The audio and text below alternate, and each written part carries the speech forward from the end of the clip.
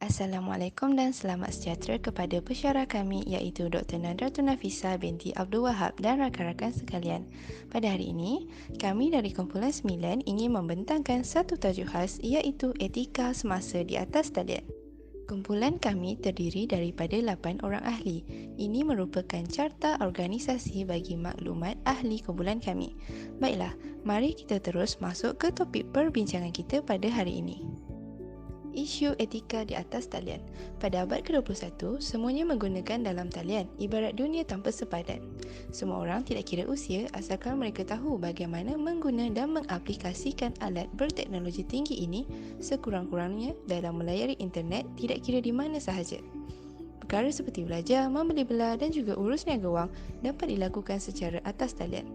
Walaupun sekarang ini dunia tanpa sepadan, itu tidak bermaksud orang tidak perlu mengamalkan etika ketika mereka melayari internet. Seterusnya ialah objektif. Dalam video ini, kita akan menjelaskan apakah makna dan etika di atas talian. Objektif kedua ialah untuk menunjukkan pentingnya beretika dalam talian. Dan objektif yang terakhir ialah untuk menjelaskan etika yang perlu ada semasa di atas talian.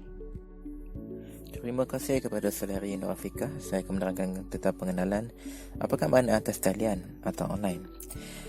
Atas talian atau online ialah kegiatan yang melibatkan perhubungan ke internet melalui apa-apa jenis rangkaian seperti internet, 3G, 4G, 5G atau Wi-Fi. Online juga digunakan dalam kehidupan seharian kita seperti untuk membeli belah dengan menggunakan Lazada atau Shopee, untuk belajar seperti menggunakan Google Classroom, untuk meeting dengan menggunakan Zoom, untuk trading dengan menggunakan Forex atau untuk bermain game dengan menggunakan Steam dan Epic Games. Apakah itu etika di atas talian? Etika di atas talian merupakan cara kita menggunakan aplikasi seperti Instagram, WhatsApp, Facebook dan lain-lain. Dan itu cara untuk kita berkomunikasi sama pengguna di atas talian. Apakah etika yang perlu ada semasa di atas talian? Untuk menerangkannya, saya mempersembahkan saudari Izzah.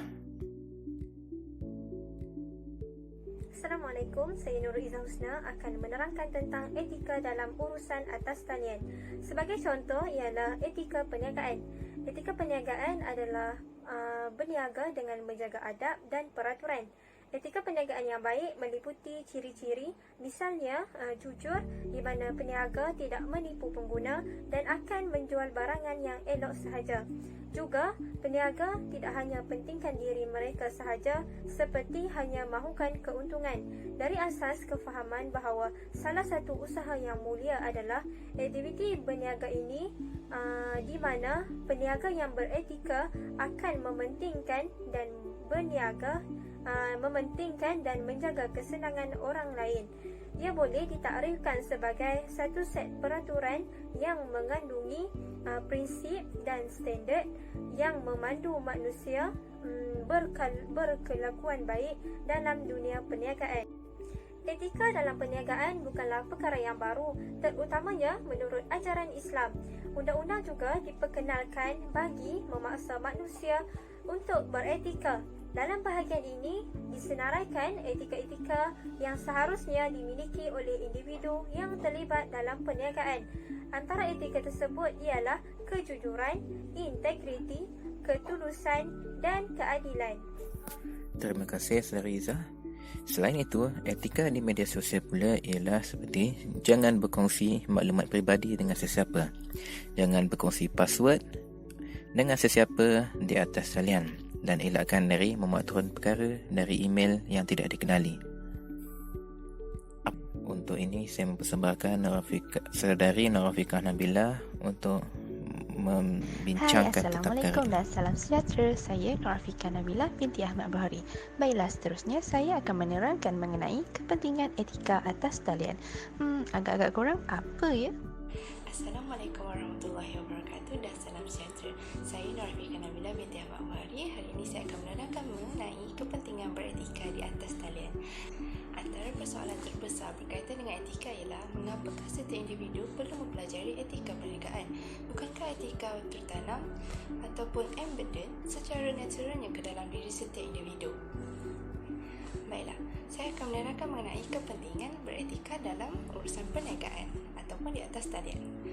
Yang pertama, pengguna berkemungkinan cenderung untuk mencari dan menukar perniagaan atas talian jika pengalaman dan keseronokan kurang diberi nilai kepuasan oleh peniaga. Yang kedua, pengalaman pengguna yang baik dalam urusan atas talian akan menyebabkan meningkatnya tahap kepercayaan kepada tahap yang tertinggi kepada peniaga tersebut. Seterusnya, tingkah laku yang beretika dapat lebih menguatkan kepercayaan dan hubungan dengan pengguna. Akhir sekali, dapat memberi keseronokan kepada kedua-dua pihak antara peniaga juga pembeli. Sekian, terima kasih. Terima kasih kepada saudari Nurafika. Sekarang ni kita terus kepada contoh perbuatan tidak beretika di atas talian, yang mana saya akan serahkan kepada saudara Irwan Rafiq. Assalamualaikum warahmatullahi wabarakatuh.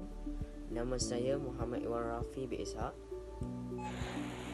Antara contoh tidak beretika di atas talian yang pertama ialah menjalankan perniagaan secara salah dari segi undang-undang negara. Yang kedua, memberi layanan yang buruk kepada pelanggan ketika menjual sesuatu barang. Yang ketiga, tidak menghormati sensitiviti masyarakat di mana perniagaan beroperasi. Okey, yang keempat pula, kurang mengambil berat mengenai kualiti perkhidmatan kepada pelanggan seperti menipu pelanggan, tidak menjaga kebersihan perniagaan dan sebagainya. Okey, akhir sekali, bersengkongkol dalam menjalankan aktiviti salah di sisi undang-undang seperti menyorok barang, menyeludup dan menggunakan barang tiruan. Terima kasih kepada saudara Irwan. Kini saya akan menerangkan contoh perbuatan yang tidak beretika di media sosial selain apa yang disebutkan oleh Irwan Rafiq, iaitu menyebarkan berita palsu, buli cyber, menipu orang secara atas talian, menggunakan kata-kata kesat dan mengganggu orang di atas talian. Kini saya akan menerangkan impak etika di atas talian kepada masyarakat. Antara kesannya ialah ia dapat mengelakkan tekanan, kegelisahan dan bahkan kemurungan akibat buli cyber. Ia juga dapat melahirkan peniaga yang berwibawa dan beradab yang menjual barangan yang berkualiti. Untuk kesimpulan, saya akan memberi kepada saudara Syed Sufri untuk membentangkan kesimpulannya. Secara kesimpulan, kewujudan kaedah perniagaan secara atas talian dengan menggunakan aplikasi media sosial dan laman sesawang adalah merupakan salah satu teknik memudahkan lagi peniaga dan pembeli. Hal ini kerana ianya lebih mudah dan cepat bagi menarik pengguna membuat pemilihan dan pembelian terhadap barang yang diperlukan tanpa perlu ke kedai tersebut. Namun begitu, pembeli dan penjual sentiasa terdedah dengan penyelewengan dan penipuan. Oleh kerana itu, peniaga dan pembeli perlu menekankan tingkah laku yang beretika sewaktu ingin melakukan transaksi. Tingkah laku yang beretika dapat meningkatkan komunikasi, kepercayaan dan hubungan di antara pembeli dan pengguna. Dengan arti kata lain, asas kefahaman bahawa salah satu usaha yang mulia adalah aktiviti berniaga, di mana peniaga yang beretika akan mementingkan dan menjaga kesenangan pelanggan dalam urusan atas talian khususnya dan orang lain. Etika atas talian sebagai satu set peraturan yang mengandungi prinsip dan standard yang memandu manusia berkelakuan baik dalam dunia perniagaan. Setiap orang perlulah mempraktikkan etika yang baik agar proses urusan atau transaksi secara atas talian dilakukan tanpa sebarang masalah. Walaupun kita di sebelah skrin dalam apa-apa aktiviti yang dilakukan secara online, etika adalah masih selari dengan dunia luar kerana kita masih berinteraksi dengan manusia yang sama seperti kita yang mempunyai perasaan. So, layanilah orang lain seperti mana kita mahu dilayani. Tahukah anda, penting untuk sentiasa beretika dalam talian. Beretika dalam talian tidak sukar kerana itu adalah pilihan yang harus kita pilih. Oleh itu, jadilah pengguna internet yang beretika. Jadikan komuniti atas talian sebagai tempat yang lebih baik. Sentiasa ingat bahawa semua orang layak diperlakukan secara beretika, termasuk semua orang dalam talian. Untuk refleksi, kita haruslah bersikap baik kepada semua orang dalam talian sebab kita tidak tahu apa yang mereka telah lalui. Mungkin mereka dalam masalah, mereka telah mungkin mempunyai trauma atau apa-apa. Dan kita juga perlu bertanggungjawab untuk beretika dalam talian, kerana beretika dalam talian adalah tanggungjawab semua. Etika memegang peranan yang penting dalam kehidupan seharian kita, yang mana semua benda secara online sekarang ni. Yang mana kita dapat tengok etika ni dapat membantu untuk membuatkan peniaga supaya tidak berniaga barang-barang yang tidak berkualiti dan tidak menjual barang-barang yang rosak. Begitu juga semasa di atas talian, kita sebagai pengguna dapat beretika semasa kita berkomunikasi dengan rakan-rakan atau dengan kawan-kawan kita atau dengan orang asing di atas talian. Itu saja. Sebagai refleksinya, etika di atas talian sangat penting bagi semua masyarakat pada masa kini, terutamanya kerana sekarang terlalu banyak menggunakan atas talian untuk urusan harian kerana berlakunya pandemik yang tidak diinginkan. Etika berada di atas talian ini amat penting untuk kegunaan harian seperti menjual beli dan sebagainya.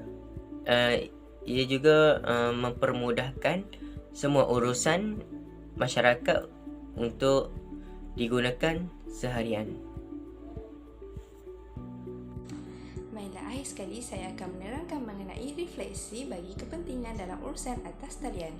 Perniagaan secara atas talian atau dikenali juga sebagai e-dagang menjadi fenomena di kalangan pengguna tidak terkecuali di Malaysia. Kini, urusan harian peniaga dan pengguna dapat dipermudahkan dengan adanya kemudahan internet. Namun, internet seringkali dilihat sebagai satu persekitaran baru. Penjelasan ini bertujuan mengenal pasti etika selain menekankan aspek etika peniaga atas talian sewaktu menggunakan internet sebagai medium penjualan dalam talian. Etika digunakan bagi memberikan panduan sama ada tingkah laku seseorang itu baik atau buruk. Sekiranya siap moral diikuti, maka ia dianggap amalan yang beretika. Etika perniagaan adalah penting di mana etika merupakan prinsip moral perniagaan. Standard kata perlakuan beretika dalam perniagaan perlu diamalkan. Sekian, terima kasih. Sesungguhnya, setiap manusia haruslah memiliki etika yang baik dan tidak menuding kepada satu belah pihak sahaja. Tambahan pula, etika urusan atas talian, di mana komunikasi secara maya yang terendah dengan pelbagai penipuan dan ketidakjujuran. Ciri etika dalam Islam adalah berdasarkan Al-Quran dan As-Sunnah dan hanya akal semata-mata. Etika dalam Islam mempunyai sifat universal dan komprehensif yang dapat diterima oleh seluruh manusia di setiap masa dan tempat, termasuklah dalam bidang politik dan kepimpinan. Etika Islam berkait rapat dengan hukum halal dan haram, pahala dan dosa, termasuklah dalam konsep ibadah. Ia tertakluk kepada konsep matlamat, tidak menghalalkan cara. Keperluan untuk mematuhi peraturan dan bersikap baik seperti yang dianjurkan oleh Islam terhadap sesama manusia dan makhluk sangatlah dituntut dalam Islam. Tuntutan ini dizahirkan melalui Al-Quran dan hadis untuk menjadi pedoman dan panduan dalam kehidupan seharian manusia. Banyak perintah terhadap orang Islam dalam tuntutan terhadap amal makhluk dan nahi munkar. Assalamualaikum dan selamat sejahtera kepada pesyarah kami iaitu Dr. Nadratul Nafisa binti Abdul Wahab dan rakan-rakan sekalian. Pada hari ini, kami dari Kumpulan 9 ingin membentangkan satu tajuk khas iaitu etika semasa di atas talian.